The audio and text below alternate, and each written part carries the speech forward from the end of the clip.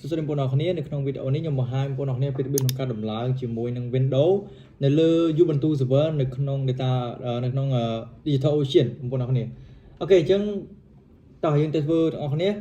ជាដំបូងខ្ញុំសូមបងប្អូនបើកជាមួយនឹង browser មួយសិនមកដើម្បីយើងទៅចូលទៅក្នុងការដំឡើងឬក៏ទៅ set up ជាមួយ Digital Ocean ជាមុនសិនអូខេបងប្អូនចូលក្នុង browser មួយមកបងប្អូនវាយពាក្យថា Digital Ocean អូខេបងប្អូននឹងឃើញ www.digitalocean.com នេះអញ្ចឹងបងប្អូនអរគ្នាអាចធ្វើការ sign up អីសិនមកបាទយើងបង្កើត account បង្កើតអីសិនមក yes យើង create ទៅយើងអាច sign up ជាមួយនឹង GitHub ក៏បានយើងអាច sign up ជាមួយនឹង Google account ក៏បានដែរចំពោះខ្ញុំបើជាមួយនឹង Google account អូខេបងធ្វើការរងចាំតិចហើយនេះយើងឲ្យយើង verify បងប្អូនជួយ verify តាមគេមកយើងមើលទៅបើសិនជាវាឲ្យធ្វើអីឥឡូវវាឲ្យយើងបុកលេខអូខេចូលបងប្អូនគ្នាធ្វើការ verify ដើម្បីបញ្ជាក់ថាយើងមិនជា robot ទៅហើយបងប្អូនចូលក្នុង account Digital Ocean បានហើយអូខេនេះដោយសារខ្ញុំមាន account ស្រាប់ហើយខ្ញុំច្រឡំជាងជួយ sign in វិញមួយបងប្អូនខ្ញុំ sign in ជាមួយនឹង account របស់ខ្ញុំអូខេអូខេចុះបងប្អូនអរគ្នាចូលមកដល់អូខេយើងចូលដល់ platform របស់ Digital Ocean ហើយបងប្អូនអរគ្នាអត់មានធ្វើអីទេបងប្អូនគ្នាអាចធ្វើការ deposit លុយដើម្បីចូលទៅក្នុងដើម្បីឲ្យលុយមាននៅក្នុង balance នៅក្នុង Digital Ocean ហើយនៅក្នុងវីដេអូនេះគឺខ្ញុំបានទម្លាក់ជាមួយនឹង promote code ដែរបងប្អូនអរគ្នាអាចមើលនៅខាងក្រោម screen ទៅបងប្អូនចូលមកក្នុងកន្លែង platform អង្គាននេះបងប្អូននឹងឃើញវាថា billing ណា billing ទេបងប្អូនអរគ្នាបំពេញចូលមកនឹងទំនង platform នឹងមួយមកបងប្អូនអរគ្នា scroll មកខាងក្រោមបងប្អូនអរគ្នានឹងឃើញជាមួយនឹង promote code ដែរបងប្អូនធ្វើការបំពេញ promote code ហ្នឹងមកណាហើយបងប្អូនអរគ្នាធ្វើការ add payment ទៅហើយចំពោះបងប្អូនអរគ្នាដែលចាយជាមួយនឹង PayPal គឺនៅពេលដែលយើង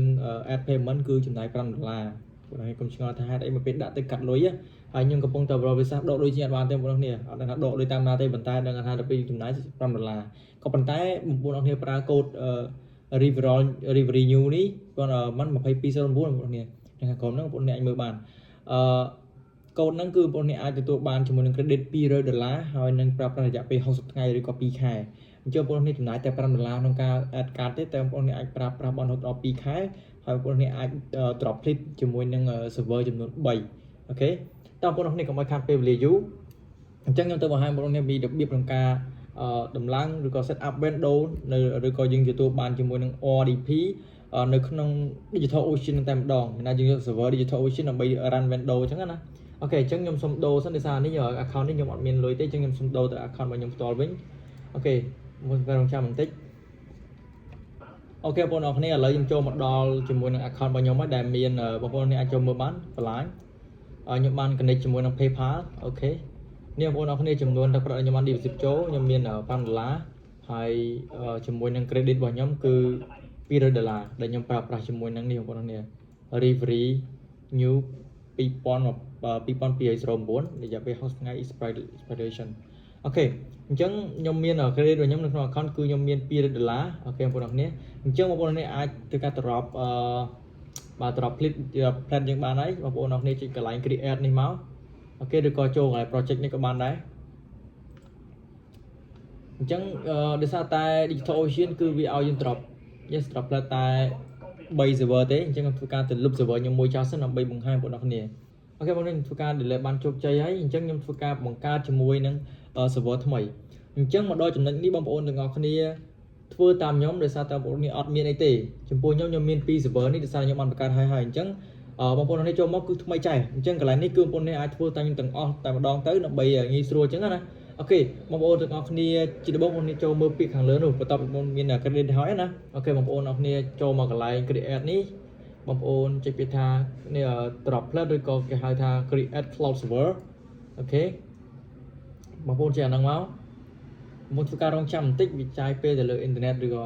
តាមនេះចឹងដែរចឹងណាអូខេអញ្ចឹងមកដល់កន្លែងនេះបងប្អូនអរគ្នានឹងឃើញទេបាទគឺកន្លែង create drop plot ហ្នឹងគឺបងប្អូនអរគ្នាអាចធ្វើការ choose ជាមួយនឹង region អញ្ចឹងបងប្អូនអរគ្នាត្រូវការ server ទៅប្រទេសណាបងប្អូនអរគ្នាធ្វើការ click ឬក៏ choose ទៅប្រទេសហ្នឹងទៅមិនជាប្រទេសទេនេះវាជាទីក្រុងបងប្អូនអាចជ្រើសទីក្រុងបានដែលទីក្រុង New York ក៏របស់សហរដ្ឋអាមេរិក San Francisco ក៏របស់សហរដ្ឋអាមេរិកបងប្អូនអាចមើលទៅមាន London របស់ UK បងប្អូនអាចជ្រើសបានចំពោះខ្ញុំចង់ឲ្យដាក់ទៅអូខេខ្ញុំចង់ដាក់ទៅ London ដាក់ទៅ UK អញ្ចឹងខ្ញុំចង់ទៅខាងអង់គ្លេសអញ្ចឹង sao cái bạn này vòng này unit kingdom ok nhầm click bạn đấy ok bọn này nhầm chọn London hay nhầm mà đòn cầm đấy bọn này bạch bạc bỏ tên data center đấy và bọn này ai rơi chùm mùi năng OS tới chụp bọn nhầm phở Ubuntu hay ní cứ nhầm admin chơi tới chụp sai ní cứ nhầm ta basic thầm đa tới hay chụp pua cái lại CPU option bọn này ai chơi tam chất bọn này bật sinh chụp bọn này mình làm ca khăng bọn này ai chơi ca chơi chụp mùi năng của 7G mà rồi học sinh chi NVMe tới chụp nhớ mình cho RAM 7G ok P Intel CPU ok ní cứ chụp lên là nhầm được hay tầm lại bom 100 cái cứ một cái size sẽ $7 có bàn tay để size đi dương miên credit hai chân cái dương on trái lối tiền bọn nó này cho môn này thuộc cả chơi chụp môi năng plan nào bọn nó này từ cả máu hay môn thuộc cả scroll bằng crom tích bằng bọn nó này ai pra chụp môn SI key các bạn bọn này password các bạn này chụp nhớ mình ta password liền rồi chieng để sao nhầm cái này chụp môi năng just as a router lươn chieng chắc nè ok chẳng bọn bọn nó này cái lại ní cứ create root password bọn bọn này aiประกาศ password มั้งยำดับ password มวยสันนี่ยำดับ password นี่เต้บ่าโอเค password มวยนี้โอเคมันเนี่ยเรายำดับ password ได้คือกรีเอาให้คือนี่คือ requirement password เด็กที่จองไว้จังด่าจับปิดดอกซอลังเตอร์มีสัญญาณสังกอมันเลยจังพวกนักเนี่ยจังอะไรยังแบบเป็นอย่างเอาให้ยังเจอจะมันเป็นเอาให้พวกนักเนี่ยอาจจะปิดทาง create drop plate เมาส์โอเคยำนั่งอันตรายนะครับพวกเนี่ย drop plate นั่งมาพวกจะ create โดยตั้งพอ คิวนี่เมาส์โอเคผมทำการรองจำติ๊กโอเคยังจะบางแบบยังมันแอดเบียดไปขนม first project แบบยังไงผมทำการรองจำติ๊กติดเอาไปดาวจอบโอเคจังไรนี่คือผมทำการรองจำต่อแต่เวียบเป็นอย่างนี้บันยังอาจเพิ่มนับต่อติดบันจังนะอะไรยังทำการรองจำในออฟฟิศเตอร์โอเคผมเนี่ยเลยตัวบันเดี๋ยวจุกเจ๊จมูกนั่ง cloud server อยู่บนตู้บ่อเยื้องจังว่าผมเนี่ยนำไป set up Windows บ้านบางคนเอาเนี่ยโจตัวขนมบอยเยอะวิ่งได้บางคนเอาเนี่ยนั่งเคยเลยนี่ว่าคือ IP บอยเยอะบางคนคือ copy IP หนึ่งเมาส์บางคนที่ในเรื่องนั้นก็คือมันปีตา copy อย่างเงี้ยบางคน copy หนึ่งเมาส์ให้บางคนเอาเนี่ยโจตัวขนมบางคนเอาเนี่ยโจตัวขนมเสียมนี่บางคนเอาเนี่ยเสียมดีบางคนโจต้องเสียมดีเมาส์บางคนวีพีท่า SSH ดอกเลี้ย root add ให้บางคนคือตัวการพาชมัน IP บางคนเอาเนี่ยเมาส์โอเคจังตรงหลังนี้ผมselect yes จังcái lạiนี้คือดับ password จัง password นั่นคือชี password เดี๋ยวมาบนเราในประกาศมันหนึ่งโอเคยำตัวเก่าเป็น password ของเรามาบนแบบง้อคือเจนเจอะไรนั่นคือยังพังเลยคนก็คือไม่ได้มาบนพาห้าบนจุด enter ก็คือไม่ได้เอาอย่างไรโอเคโอเคบนนี้นี่คือชีเจนม้อยคือชีจำนวน IP จำนวนโอเคยังประกาศในไงหน้าไอ้ไงหน้าจังให้จำนวนนั่ง storage ยังมีจำนวน CPU ได้เวีย detail จังได้จังบนนี้นี่ชีโอเคยังมือเอาให้จังวิตรายบนนี้คือ storage บ่ยังคือมัน host คือเว็บบานปนังโอเคตัวจากบ้านให้ดับใบตุ่มล้าง Windows บ้านบางคนเอาคนนี้โจตัวขนม browser วิ่งบางคนให้ตัวบักแท็บมวยให้ตุกเสียมดีจ้าสันติโอเคบางคนเอาคนนี้โจตัวขนมแท็บมวยเมาส์บางคนไว้เปลี่ยนท่าตีนี้โอเคตีนี้ installer .top โอเคนั่งอ่านนั่งกับคนตีนี้เนี่ยโอเคจังบางคนโจดเว็บไซต์ตีนี้ installer นี่เมาส์บางคนเอาให้ scroll มาข้างกลางที่บางคนเอาให้เคยcái ao dương chùm mùi nâng comment Windows mùi chùm nuồn mặc sai này bọc ôn copy comment nâng máu và tàu mà tiếp bọc ôn này tàu châu từ non sim đi bởi dương vĩnh ok dương pha đại dương do pi tin đi installer nâng màu cả pha mouse ok bọc ôn phải cái enter đây ok bị đá chính chơi bên papo tiếp tiếp bọn này vì chăm mơ về cho phải bị xui dương thời cái tiết ok chắc một đo còn lại này bọc ôn ở này phải cái chơi chùm mùi nâng image ของเราเนี่ยจังไรนั่นคือเชียร์ประเภทแค่ให้ท่าไฟล์ Windows นะบางคนเอาในจนตาราง Windows Server มันจุดปูนี่คือเป็นใบเวียน Windows Server วิปอนดับปี Windows Server ปอนอัมพลวิปอนไพปีจังบางคนเนี่ยสไลด์มวยหน้าจุดปูย่อมกระทำย่อมจองปลาสีทำไมวิปอนดับไพปีอย่างเต้ย่อมจุดเล็กใบโอเคบางคนจุดเล็กใบต้องบางคนจุดกระทำ enter ได้โอเคอะไรนั้นจังบางคนเอาในจุดในเรื่องคีย์บอร์ดเอาโซไวเต้บางคนจุดบางคนเอาในจองทัวร์การtrong thôi ca create đó nè bọn chị thằng bài máu mà bọn chị bị thằng enter ok bọn bọn ngọc này lấy ní vị trí link ở dưới mũi bọn bọn này cho từ link mũi tới bọn chị link nhạc hai lưới bọn copy máu hay bọn thôi ca pha cho mình theo máy máu ok chân cái này ní cứ viên năng detail on pk installation chỉ mũi năng cho người ta viên installing chỉ mũi năng os để dương từ lại được không server bao dương cloud ở Ubuntu bây giờ mình năng chẳng là PDB tầm lặng job viên trên access information một đồng này mỗi đồng mình ai với cả châu từ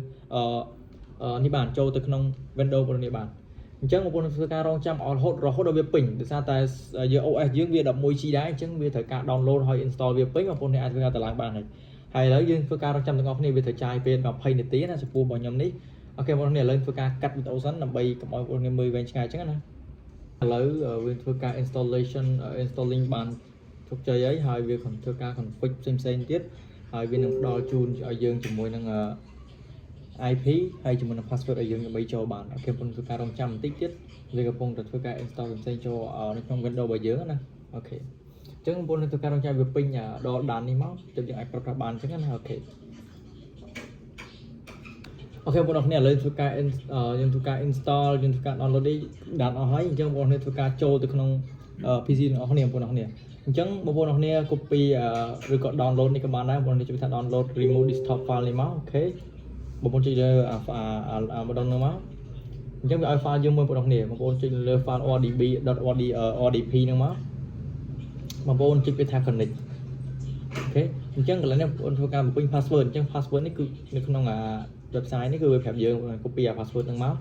បងប្អូនធ្វើការ pass ចូលហើយយើងចុច remember me ក៏បានដែរបើសិនបងប្អូនវាចង់ឲ្យវាចាំអញ្ចឹងខ្ញុំចុចថា OK yes អូខេបងប្អូនឥឡូវយើងចូលបានហើយចំណុចបន្តទៀតបងប្អូនធ្វើការប្រញាប់ទៅដូរ password អូខេបើបងប្អូនអត់ដូរ password ទេគឺមានបញ្ហាគឺអ្នកផ្សេងអាចចូលបានដោយសារតែ website Tiny installer គឺអ្នកផ្សេងក៏អាចចូលមើលរបស់យើងបានដែរអូខេបងប្អូនអញ្ចឹងបងប្អូនអាចធ្វើការទៅនេះសិនទៅអូលើបញ្ហាបាត់តែមានអ្នកចូលហើយមិនទៅតែរងចាំតិចទៀតដើម្បីវាដំណើរការស្រួលអញ្ចឹងណាអូខេ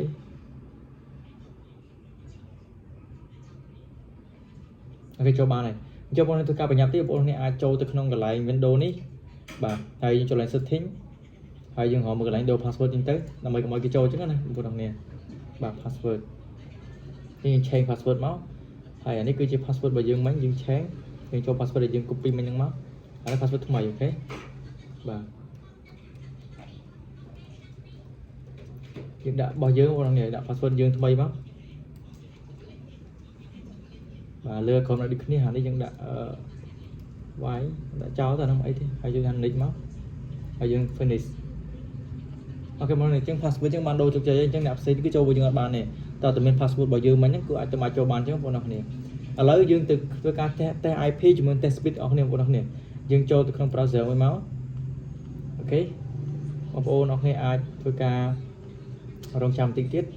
វាដើរអញ្ចឹងណាហើយវាដើរគប់សពវាទៅដល់វាថ្មីអញ្ចឹងខ្ញុំ set up វាអញ្ចឹងហើយអូខេ get start continue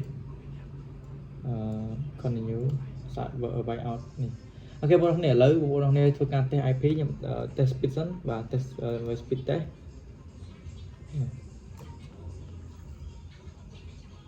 ធ្វើការរងចាំបន្តិចអូខេធ្វើការ test speed ទាំងអស់គ្នាតើWindows របស់យើងគឺ speed ប្រហែលអញ្ចឹងបងប្អូន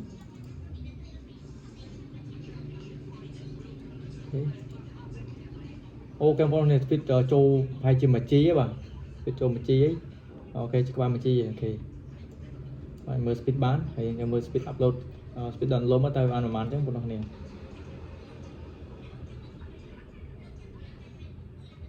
អូខេ speed បានប្រហែលគ្នាអញ្ចឹងបងប្អូនតោះអញ្ចឹងឥឡូវខ្ញុំទៅ test មួយទៀតគឺខ្ញុំ test ជាមួយនឹង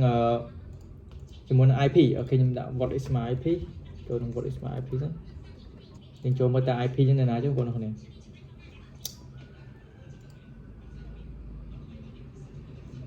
time zone London យើងនៅ United Kingdom បងប្អូនគឺត្រូវហើយ region England city នៅ Slong មកអត់ស្គាល់ទេនេះ IP city នេះអត់ស្គាល់ទេអញ្ចឹងបងប្អូនឥឡូវយើងទៅក្នុង UK បានហើយបងប្អូនអញ្ចឹងវីដេអូហ្នឹងគឺយើងចង់តំណឹងបងប្អូនអត់មានទេដោយសារតែយើងអាចដូរ password server របស់យើង Windows របស់យើងបានហើយអញ្ចឹងបងប្អូនអាចចូលប្រើប្រាស់បានពេលណាក៏បានដែរគឺបងប្អូនគ្រាន់តែចុច file rdp របស់យើងមិញហ្នឹងទៅគឺបានហើយអូខេបងប្អូនអរគុណបងប្អូនដែលបានតាមដានទស្សនាវីដេអូនេះហើយបើមានចម្ងល់ផ្សេងៗអាច comment នៅខាងក្រោមនេះបានហើយខ្ញុំនឹងបញ្ជាក់បន្ថែមទៀតពីលោកកន្លែងណាដែលខ្ញុំនិយាយអត់ទាន់អស់ស្ក្តីអញ្ចឹងបងប្អូនអរគុណជំរាបលាបងប្អូនជួបគ្នាវីដេអូក្រោយទៀតបាយបាយ